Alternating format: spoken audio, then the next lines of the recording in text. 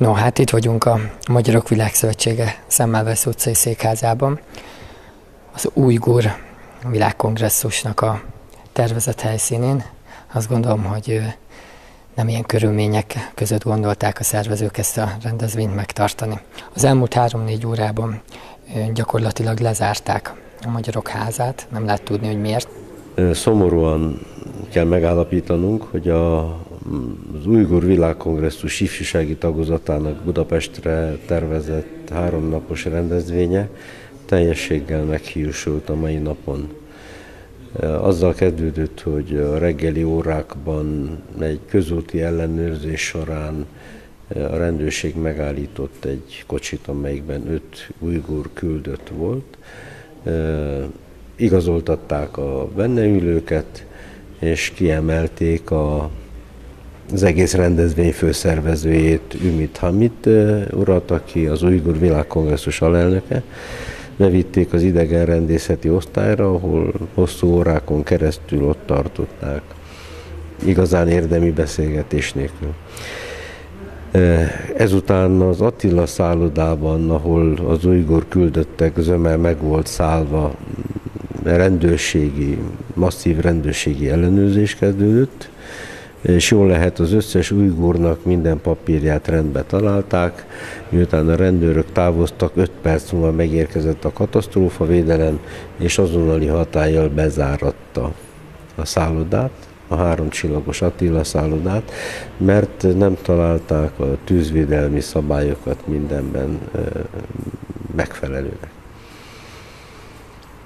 A tervek szerint ma este 6 órakor itt székházunkban az ujgur fiatalok magyar fiatalokkal találkoztak volna, a magyar és ujgur népi táncokat és népdalokat énekeltek volna, táncoltak volna.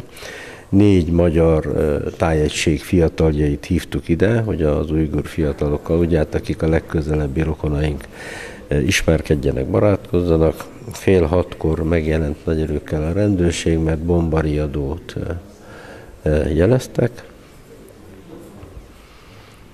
és órákra azonnal kiürítették a székházat, tehát az ujgurok és a magyar fiatalok együtt kellett távozzanak.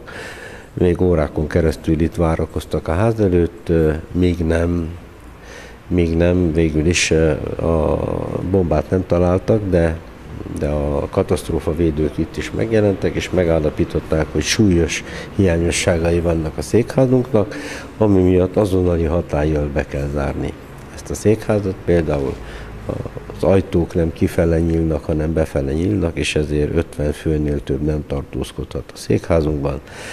Ez az egyik azonnali bezárásra okot adó körülmény. És így tehát a holnapi sajtótájékoztató, ami nemzetközi sajtótájékoztatóként volt meghirdetve, az is el kell maradjon. Hát ez így együttesen nézve több, mint aggályos, mert ez lényegében politikai hátteret sejtett. Hogyan tovább? Hát mindenképpen megpróbáljuk a magyar hatóságokkal tisztázni ezeknek az eseményeknek az összefüggését. Úgy értesültünk, hogy talán az ujgur alelnököt ki is utasították az országból, tehát mindennek a végére kell járnunk, mert tájékozatlanak vagyunk, hogy itt voltak éppen milyen erők és miért mozdultak így meg. Tény az, hogy a Magyarok Világszövetségének a székházát, ahol már az Ujgur Világkongresszus ifjúsági tagozatának a magyar fiatalokkal tervezett találkozóját időzítették, bezárták a székházat. Abban a reményben jöttem a mai rendezvényre, hogy itt az ujgur fiatalokkal tudunk találkozni. A magyar és ujgur fiatalok találkozását összehangolt módon akadályozta meg a kormányzat. Nem lehet ezt másképp értelmezni. A ujgurok szállásán, itt a Magyarok Világszövetségének az épületében,